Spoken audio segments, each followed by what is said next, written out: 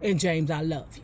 I love all of y'all. All you DeBarges, I love you all. But baby, if you find a clean one, you better let me know.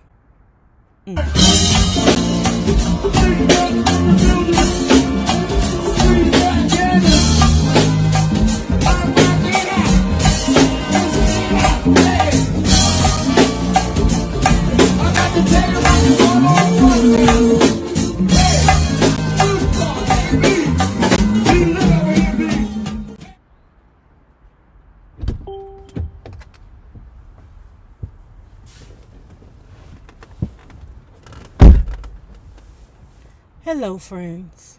This is Rob with a public service announcement. It has come to my attention that I have rubbed some of you guys the wrong way. I understand that sometimes I may take it too far. I'd like to apologize to you all. Please keep in mind, at all times, these is just jokes. And my sole purpose for making these videos is to give you creative, comedic content, not to hurt your feelings. Well, hello there, love bugs. Hello there, Bellas. If you have not already done so, please remember to like, share the Facebook, subscribe, and visit uptopbeauty.com. And if you are not already a part of this book club, please hit the Patreon link below and or the join button here on the YouTube. And for a small monthly fee of $5, you babies, yes, you can be privy to all the shenanigans before the YouTube gets it, if the YouTube gets it. Now, let's continue reading the magic, the madness, the whole story. 1958 to 2009. Michael Jackson by J. Randy Terrible. Lele. Joseph and Catherine disapproved of the relationship, saying that James was combative and unpredictable. Plus, in their view, Janet was young and inexperienced. James would later insist, though, that he and Janet were first intimate when she was 15, and that was some good love making. It don't mean that she wasn't a virgin when he had her. It might mean just that while she was locked in the room, while everybody was hollering at each other down in the hall, she might have been watching Skinamax. All right, that's what it could have meant, but it don't mean that she wasn't a virgin. Okay, James gonna say some other things. I'm like, come on, James. Janet do be lying. Y'all be mad at me, okay? Because you know I will rub them up the wrong way, but Janet be lying. I'm sorry. Janet Jackson will look you in your face. No. Me and Bobby the Brown never had sex. Bobby the Brown? What? Latoya, can you believe this? They're saying that I got with Bobby the Brown. So I'm not mad at her, because in all actuality, you don't want to tell or let the public know that you're unching underage. Okay, because you want to portray this pure girl so that other little girls will want to follow your lead. Because remember when Brandy tried to trick us and tell us that she was engaged to a man that was already married, who was her baby father, and the world was mad at her for lying to us. But I understand why she did it.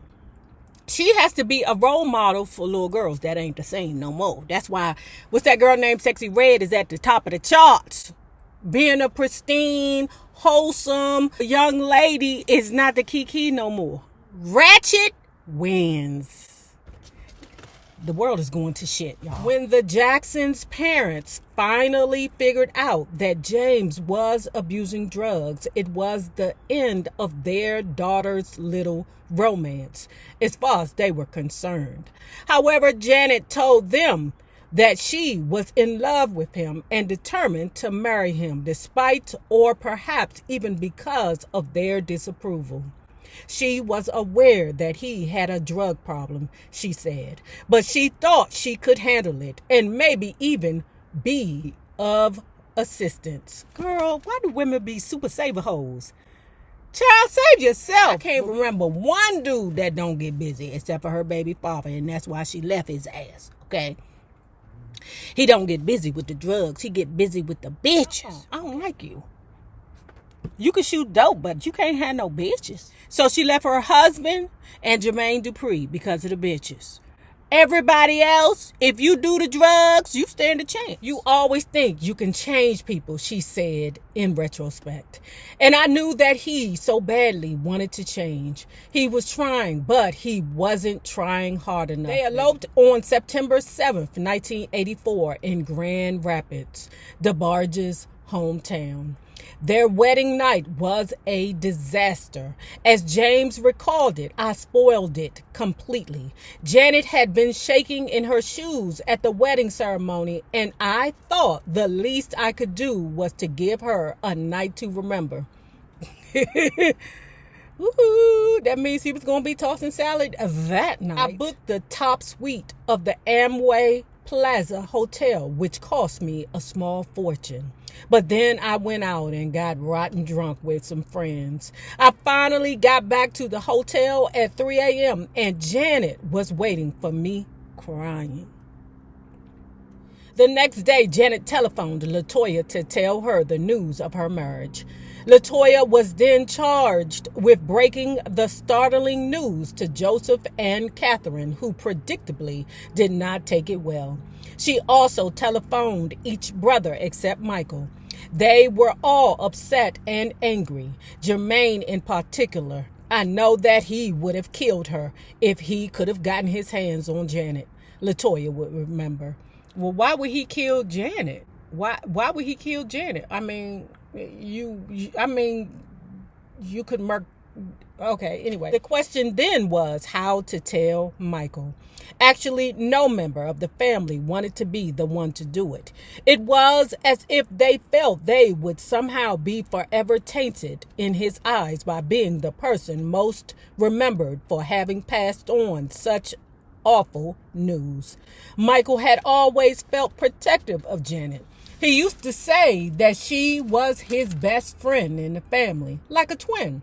The news was sure to be upsetting, and the victory tour was difficult enough for him without having to deal with such domestic turmoil. So no one wanted to be the one. And here come my old busy bitch. Ooh, I hate a busy bitch. Finally, Quincy Jones' daughter, a friend of the family, called Michael to tell him she didn't have anything to lose. As expected, he was filled with anxiety by the news. It killed me to see her go off and get married, Michael would say later. I didn't know how to handle it. For a month, Janet and James lived at Havenhurst with Janet's family, much to James' dismay. He wanted them to have their own place, explained his mother, Adeline. He felt that they needed to be alone to give themselves a chance to grow in their marriage. However, Janet didn't want to leave that house. Janet didn't want to deal with that junkie by herself. And James, I love you. I love all of y'all. All you DeBarges. I love you all. But baby, if you find a clean one, you better let me know. She was still like a little girl who never wanted to leave her bedroom. James DeBarge would come to the house completely out of his mind on drugs. He would be so high on coke and alcohol that on 2 occasions the guards tried to stop him from going inside Havenhurst. If you do, Mr. Jackson will kill you, they'd warn him, speaking of Joseph. However, he was belligerent and didn't care. The funny thing was that when he wasn't high, James was the nicest guy in the world. He was like Dr. Jekyll and Mr. DeBarge. You leave my husband alone, Janet was heard screaming at Joseph on several occasions. He's not good for you, Janet, Joseph shot back. And if you think you're going to ruin this family by staying married to this guy, You can forget it. Joseph, it's your fault. According to the Bobby Brown, you didn't want your daughters to marry a black man. That's what you didn't want. Now your sons, according to LaToya, you better marry a black woman, okay? But your daughters, don't bring no black babies in this house. Catherine tried to find a reasonable solution to the problem. She offered to enroll James in a rehabilitation program. He refused to go. In an interview, James DeBarge remembered the Encino estate as the house of fears and painted an eerie picture of Michael, who was at home for a short time in the middle of the tour schedule. It was while I lived there that I came to realize what a sad, lonely figure he is, James said. He was like a ghost, wandering around the place looking for friendship. He would come to our room late at night, tap softly on the door and say, "Is it all right if I come in?" One time, Janet and I were making love and he came right on in. He got into bed with us and poured his heart out. I mean, well, he do pay the bill. He can take all the doors off the hinges if he chooses to. I envy you two because you have each other and love each other. But I haven't got anyone. There was never a sign of a woman in his life, ever. He really was a very lonely man-child. James DeBarge recalled of his brother-in-law, Michael. The only time he had any fun was when he had friends over to play in his $2 million amusement arcade. But they had to let Michael win most of the time. If they didn't, they wouldn't be asked to come back. James has a litany of amazing memories about his life in the House of Fears. He recalls the day it rained and Michael danced naked around the pool. His mother screamed from the house, "Put your clothes on, Michael. Your father will be home soon." Fear of Joseph was what controlled them all, James said. Of course, James was on drugs, so who knows how reliable his memory is of that time. After a few months, James and Janet moved into their own condominium at 12546 The Vista in Brentwood. They moved out of the house because Joseph was going to kill James. James had it out with Joseph a number of times, confirmed his mother, Adeline. They were enemies. They detested each other. Janet wanted nothing to do with her family as long as they could not accept her husband. Actually, Janet had begun distancing herself a couple of years earlier when she began working as an actress on the TV show Fame. "My parents were very strict while I was growing up," she once told me. "It was really our music and our work. We missed out on our childhood getting to know what really goes on out there. It was bad because once you step out there for the first time, it stuns you. I saw a lot of things I'd never seen before." In a short time, Janet was miserable in her new marriage. She had wanted her independence and she got it, but at what cost? Now she found herself staying up nights worrying about James, who was rarely at home. According to Jerome Howard, Joseph and Catherine's former business manager, Janet would get phone calls in the middle of the night from James' friends telling her where he was. He was usually out in the ghetto, about 25 miles from Encino, buying or doing drugs. Janet, who'd never been there in her lifetime, would get up and drive out to the ghetto to find him. In time, she got to know the ghetto better than any other Jackson. She loved him and would do anything for him. With the entire Jackson family opposed to the marriage, each member took turns trying to persuade Janet to end it with James. The problems the newlyweds were having in their marriage, especially the drugs, went against everything Michael stood for personally and spiritually. Besides, he could see what the marriage had done to his sister emotionally. At one point, she collapsed and had to be rushed to a hospital. She was exhausted physically and emotionally. Michael was the only person to whom she would now listen.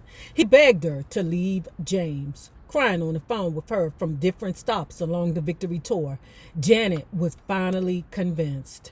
Janet left James on January 7th, 1985, and immediately filed for a petition to nullify her marriage and restore her former name, Janet Demita Jackson. On the petition, she listed her total gross monthly income as just $3,000, a minuscule amount considering the millions she would earn later. She said the amount of her husband's income was unknown to her. When she got home from the courthouse, she called her friend Renee Elizondo and said, "God, I can't believe what I just done." Her friend Renee Elizondo? What the hell? Ooh, that Demita Joe girl. When she got home from the courthouse, she called her friend Renee Elizondo and said, "God, I can't believe what I've just done." The annulment was finally granted on November 18th, 1985. By then, Janet was back at Havenhurst. James claims that Janet terminated a pregnancy while he was married to her. "I don't think she told many family members," he said, "but her mother knew. I wouldn't have minded a child, but it had to be Janet's decision. I think her career, her plans, her family had a lot to do with it. We went to a clinic in Los Angeles, but we had to go in and out the back door because we were so well known. It was real scary. Afterward, I took her home and held her in my arms and told her everything would be okay." Do y'all believe that? Do you believe this? What James is saying? I do.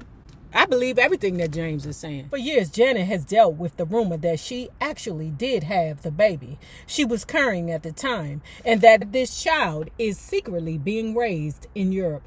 Janet denies it. Of course, she spent almost 10 years denying that she was married to Renee Elizondo when the entire time she actually was. I told you that daggone Janet DeBarge, she a lie. You got to be careful with that with that Janet Jackson. I told you that damn Janet Jackson will lie. That's why you got to take that documentary that she did a while back with a grain of salt. It was only when he filed for divorce that the truth came out. Would it surprise anyone then if Janet Jackson one day reveals that she and James DeBarge had a child so many years ago, and that rather than having the termination, she thought it better if he or she was raised from the limelight? It was difficult to imagine Michael Jackson viewing romantic relationships in a positive light when he was surrounded by such poor examples. His parents' marriage had rarely been happy. Marlon's marriage to Carol had been troubled, though they had reconciled. It was difficult to know what was going on with Jermaine's relationship, but Hazel seemed domineering to most observers. You got to be that way with a Sagittarius. You got to run them mother hunchies or they'll run you.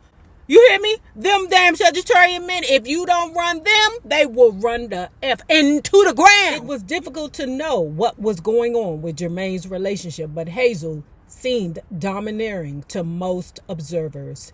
Jackie's marriage was also in trouble at this time because he had cheated on Enid.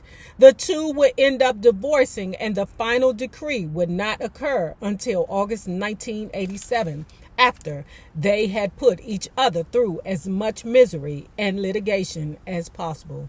Luckily, Tito seemed to be faring well with Dee Dee. Still, Michael had learned early on to be cautious before committing himself to any relationship that could become serious.